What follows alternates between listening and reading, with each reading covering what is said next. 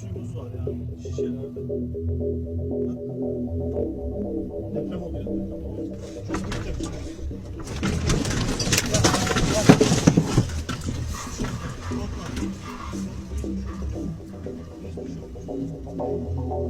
Last time, Turkey wouldn't accept the NATO expansion deal. They were hit by an earthquake not too long after that. And now it was another deal.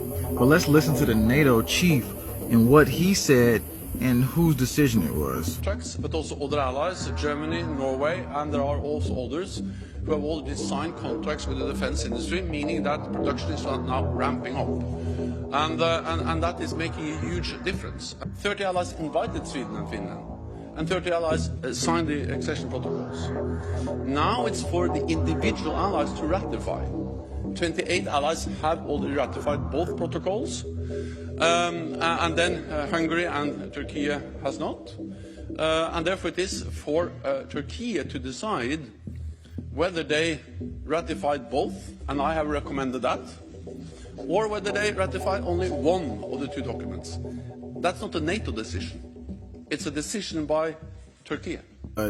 Hours right after this expansionism deal was rejected by Turkey, we've seen yet another earthquake, which you just seen in the beginning of this video. But we want to talk about the other earthquake before, when we seen the signature in the atmosphere, and where this is all going, because next we see a potential target that could be in the next line of this HARP agenda.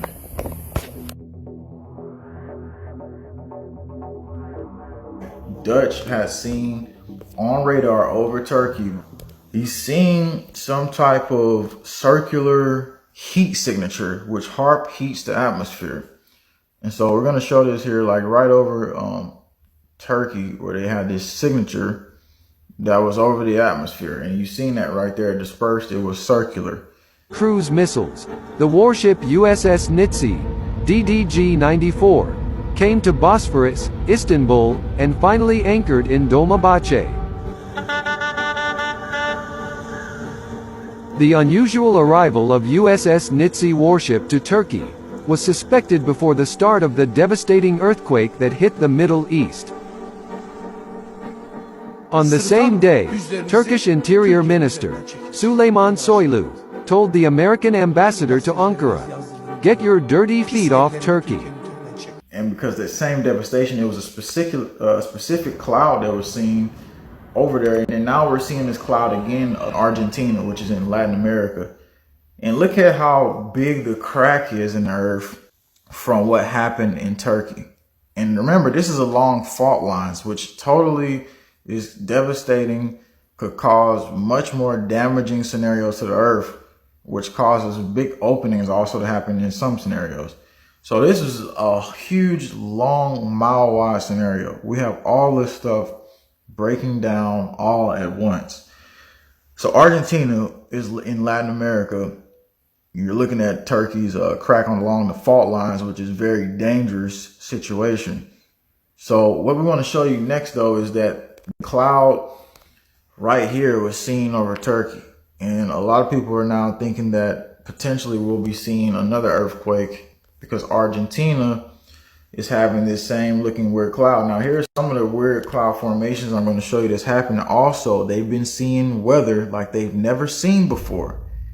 This tells you that something is being engineered there, because you don't just go from cold to hot in record-breaking numbers. And look how the sky looks here. Does this look natural at all to you?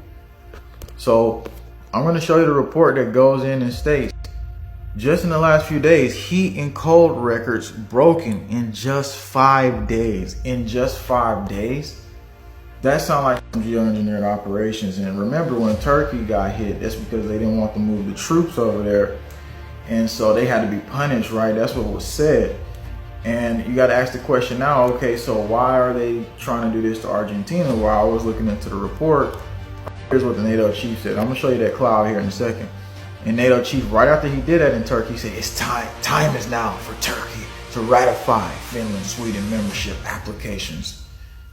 These people just want so much control and power, and they think they just run stuff. They think that like they're going to continue to get away with this.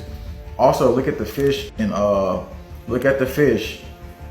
This is in the same spot, Argentina. They've been having these record numbers. They having large fish die-offs, and it's seeming like it's leading up to some event. And it's even more footage that I gotta show you coming out of Argentina.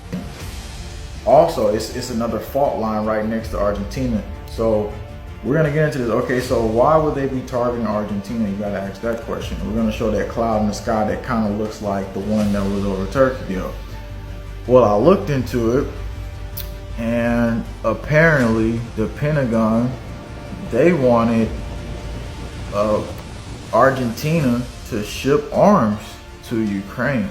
But, however, they obviously didn't want to do that. So does that seem like something that could be punishable? Because again, like I said, the last time they punished Turkey was because they didn't want to move in NATO troops. It's like if you don't support and fund the scenarios they want you to fund, then they put you in scenarios where you don't honestly get any beneficial claim. So this is the fault line next to Argentina, which goes all the way around the Colombian border. It looks like it could even connect up to Nicaragua.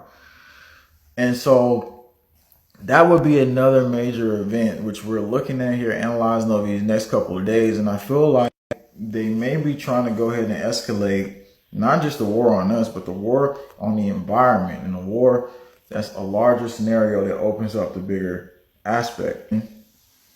And again, you've seen some people have seen clouds like this, but the reddish look, and we've had some solar activity. I was looking at some geomagnetic storms, and apparently the sun is having some situations too.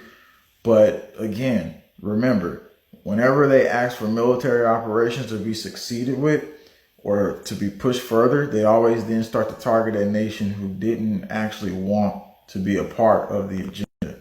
And Venezuelan leader Hugo Chavez has once again accused the United States of playing God. But this time it's Haiti's disastrous earthquake that he thinks the U.S. was behind.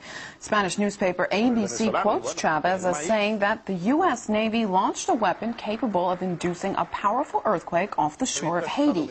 He adds that this time it was only a drill, and the final target is destroying and taking over Iran.